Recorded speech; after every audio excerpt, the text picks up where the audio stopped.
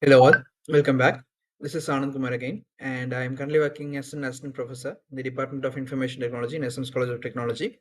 And welcome to my video lecture series number 3 in this May month.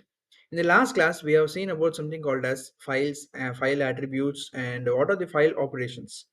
And in this class, we'll just see about something called as disk structure. So, what does a disk structure means? And consider you are getting a new computer, and there will be disks, or the hard disk is said to be disks. The disk, which can be in size of TBs, can be subdivided into partitions. That is what we call as main things in the partition. A disk or partition can be used in raw without a file system, or can be formatted with the file system. A file system, we are using, what we are using is most probably divided into two categories. One is NTFS, new technology file system, and another one is the old system, that is what we call as FAT32, that is file allocation table 32. And we'll be using most probably NTFS, that is if you want to process more than 15 to 30 GB of data, we'll be using NTFS. Or if you want to process just below 16 GB, we can use something called as FAT32.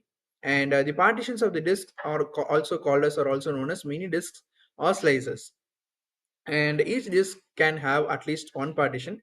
That is, consider that you are buying a new computer, and if your computer is having a minimal hard disk storage of 500 GB, for example, the 500 GB can be enlisted as a single partition, or we can use that as a 250 GB 250 GB as two partitions.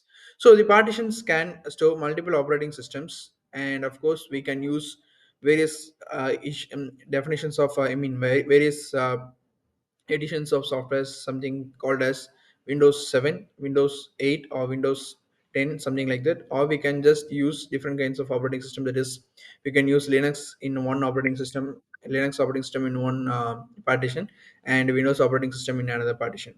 So that is what I am trying to convey here, is each partition can have a different operating system. So coming to the disk structures entity, each entity contain a file system that is known as a volume. That is, if we are having two partitions, and the two partitions are said to be volume A and volume B, we can name it as volume A and volume B itself. So each volume containing a file system also need to track the file system's information, and most probably in each volume the information is maintained in a device directory, most probably with a volume of a table structure, or table content. So the device directory records information such as where is, what's the name of the file, what's the name of the volume, what's the location where it has been stored, and what size it acts upon, and the different conditions. So let us see the figure. For example, there are two kinds of partitions. For understanding, there is three kinds of partition, that is partition A, partition B, and of course partition C. Partition A is having a directory with files below it, and partition B is having a file directory with below it. Considering partition A and partition B is through the disk 1, and disk 2's some part and disk 3 some part can be combinedly taken as partition C, that is what we call as directory and files of the partition C. So we have three partitions and three disks. Two partitions is combined from the disk 1, and is subdivided into disk 2 and disk 1, and disk 2 and disk 3 is said to be in partition 3, so partition C.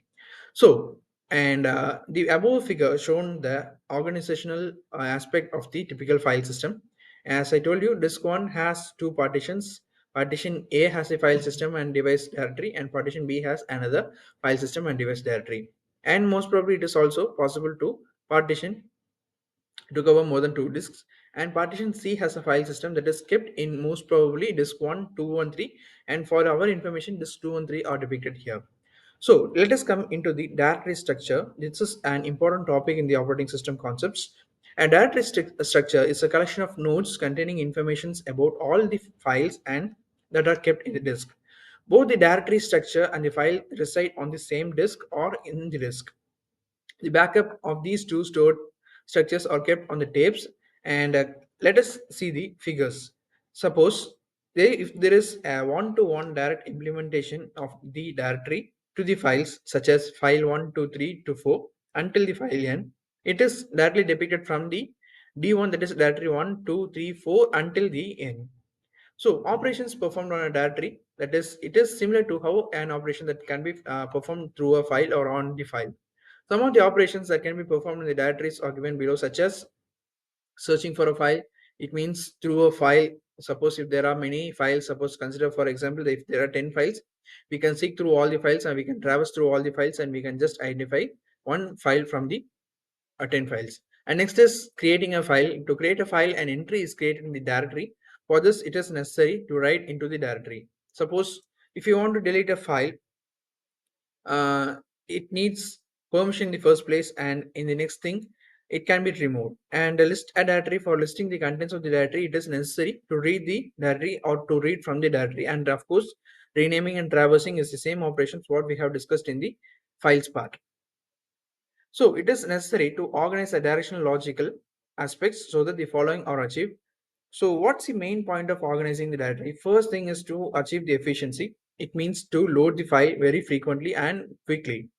So next is naming and grouping. So in order to organize the directory, we have to first name it and then group it. And in the next remaining classes, we'll just see about something called as logical structure of directory, that is single level directory, two level directory, tree structure directory, acyclic graph directory, general graph directory, and etc. So, and I'll just give you a brush or a rush up through what we are going to see in the next class, that is the logical structure of a directory, single directory, a direct connection between directory and the files, and two level directory, that is from the directory to the user file directory and to the files. And next is tree structure directory from the root to the user aspect, and next direct connection to the user aspect, and of course we have a direct connection between the user and the file system. And the acyclic graph directory deals directly with the direct linking about the user to user, user to file, and file to user. So next we'll see about the file system mounting in the next class, and I'll stop with this today. Thank you for listening. Thank you.